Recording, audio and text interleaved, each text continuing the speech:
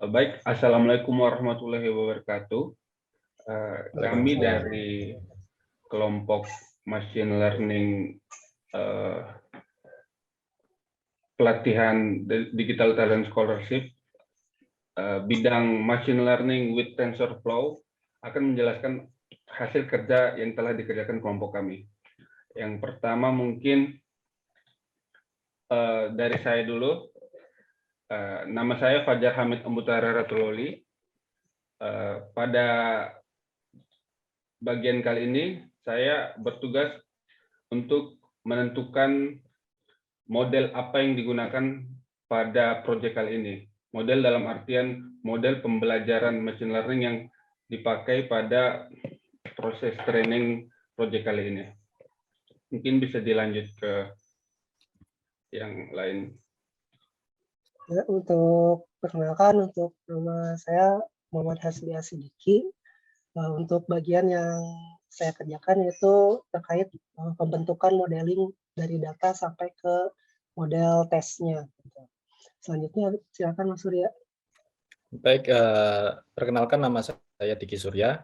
Pada proyek kali ini saya diberi tugas untuk melakukan persiapan, diantaranya adalah menyiapkan akun GitHub yang akan digunakan oleh tim untuk berkolaborasi, kemudian juga melakukan eksplorasi data analisis atau EDA, yang di mana dataset kita pada kali ini yaitu adalah dataset weather atau cuaca yang diambil dari Kota Denpasar mulai tahun 1990 sampai tahun 2020. Mungkin saya lanjutkan ke analisis EDA-nya. Izin rekan-rekan, untuk tahap pertama dalam pengerjaan proyek ini yaitu tahap eksplorasi data, mulai dari melakukan loading data ke dalam sistem, kemudian dilakukan analisis dari data tersebut. Untuk penjelasan datasetnya, pertama kami mendapatkan dua jenis file, yaitu file weather yang pertama memiliki elemen date berformat Unix, kemudian yang kedua sudah dalam format ISO. Jadi kami memutuskan untuk langsung menggunakan data yang sudah berformat, data yang memiliki format date ISO sehingga lebih mudah digunakan. Mohon scroll sedikit ke bawah. Kemudian, nah ini sedikit tentang penjelasan dari dataset kami. Dataset kami yaitu data cuaca dari Kota Denpasar sejak tahun 1990 sampai dengan tahun 2020 yang dikumpulkan selama tiap jam. Jadi ada sekitar 200.000 sekian. Di bagian bawah ini adalah tabel atau sekilas tentang datanya. Ada 29 kolom. Namun kolom ini nanti akan kami gunakan keseluruhan. Kemudian di bagian bawah lagi kami mencoba melihat bahwa ada kolom-kolom yang ternyata berisi null value atau none di semua row-nya, sehingga akhirnya kami memutuskan untuk tidak menggunakan kolom tersebut. Kemudian juga ada kolom-kolom yang berisi data statis yang ini juga tidak digunakan seperti time zone dan nama kota. Nah, untuk eksplorasi ini kemudian kami mencoba untuk membuat visualisasi di bagian bawah. Kami menggunakan agak ke atas sedikit, Mas. Nah, setelah kami drop atau menghilangkan kolom-kolom yang tidak digunakan, kemudian kita coba lakukan visualisasi, dan yang ini setelah di drop itu ada 18 kolom. Namun tidak semua divisualisasikan. Yang divisualisasikan adalah data yang kemungkinan sangat digunakan dalam pemodelan nanti, yaitu contohnya adalah temperatur, time min, time max, pressure, humidity, wind speed, dan weather main yang akan menjadi target label kita pada proyek kali ini. Kemudian kita coba melakukan visualisasi dan hasilnya seperti di bawah ini.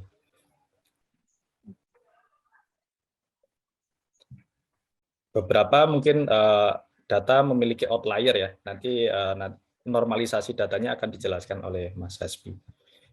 Terima kasih. Untuk selanjutnya, untuk data untuk Weatherman di skala untuk Weatherman dirubah dulu menjadi ke dalam bentuk ordinal. Nah, dari dalam bentuk ordinal ini data diperoleh, datasetnya menjadi seperti yang tampak dalam layar di dataset 2.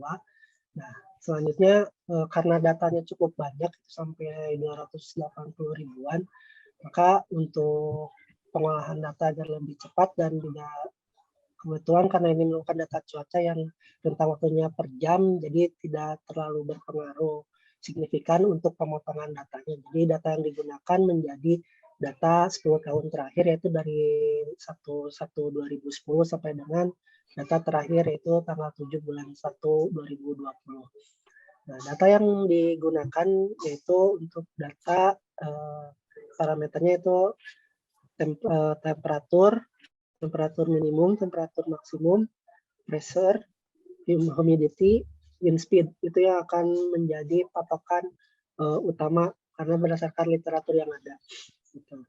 Nah, kalau kita lihat secara grafik, pola datanya untuk temperatur memiliki rentang dan juga pola yang sifatnya terbentuk seperti time series dalam hal ini.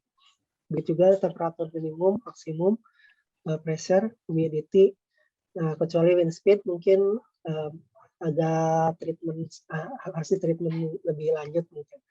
Nah, kalau dilihat dari segi korelasinya sebenarnya sangat berpengaruh itu adalah temperatur minimum maksimum, dan humidity. Itu yang memiliki nilai korelasi yang cukup tinggi. Namun secara literatur kita patokan mengambil jadinya untuk yang diambil parameternya adalah temperatur minimum, temperatur maksimum, pressure, humidity, sama wind speed. Sehingga jadi terdapat ada 6 parameter. Nah, dari data tersebut yang telah kita ambil, kita pakai patokan untuk prediksi 1 jam berikutnya.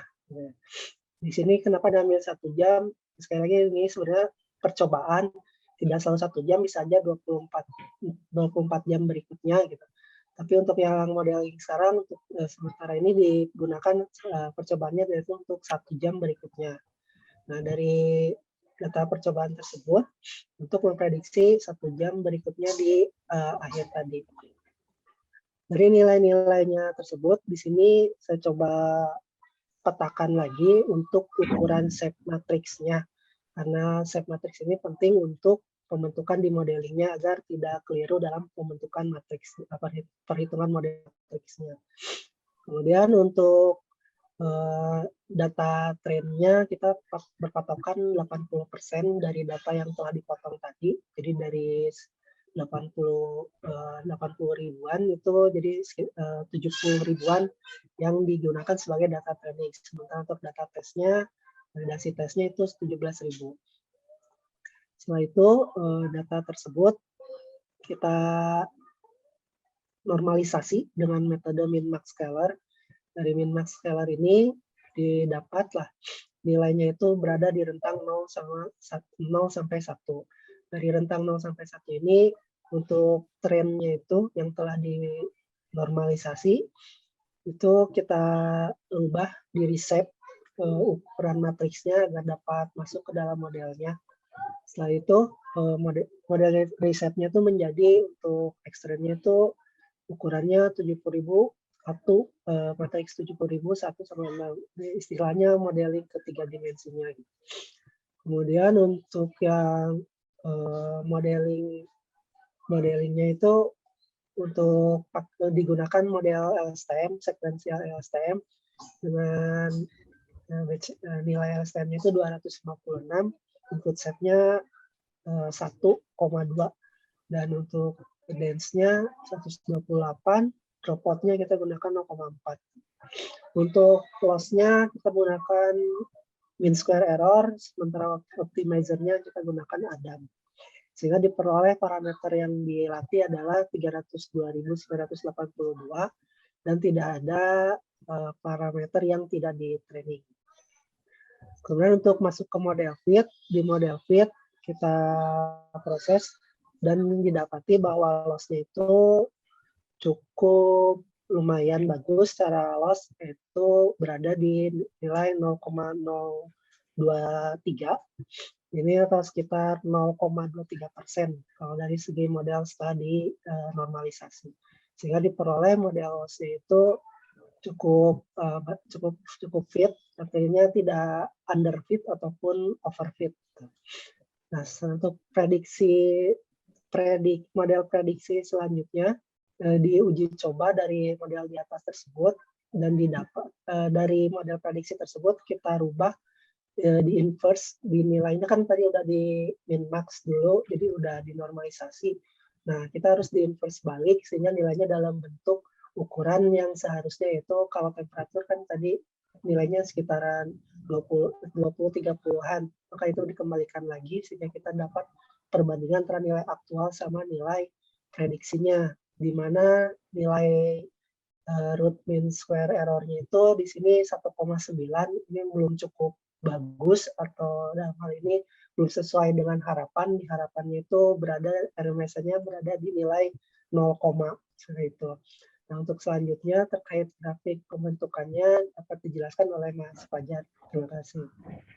Baik, adapun output dari hasil training model kami kali ini dapat dilihat pada grafik.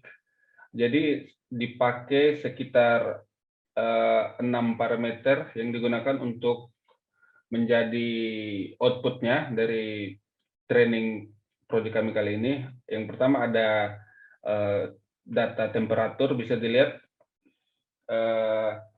masih terdapat selisih di mana data aktual dengan data prediksinya masih memiliki selisih, namun selisihnya lumayan kecil juga, tidak terlalu besar. Bisa ke bawah lagi. Adapun parameter selanjutnya adalah temperatur minimal, kemudian temperatur maksimal, kemudian ada pressure atau tekanan udara, dan juga ada kelembapan serta kecepatan angin atau wind speed. Dari hasil training model ini perlu diingat bahwasanya training kami ini menggunakan metode LSTM atau long short term memory. Artinya kelebihan pemilihan LSTM ini sendiri dipakai karena metode ini memiliki keunggulan dibandingkan dengan RNN biasanya. LSTM ini memiliki sebuah input gate tersendiri sehingga dia mampu menyimpan informasi lampau pada rentang waktu yang lama. Mungkin itu saja penjelasan hasil dari proyek kami kali ini.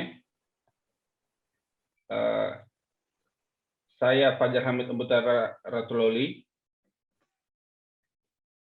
Saya Muhammad Hasbi Asidiki. Saya Diki Surya. Kami pamit undur diri.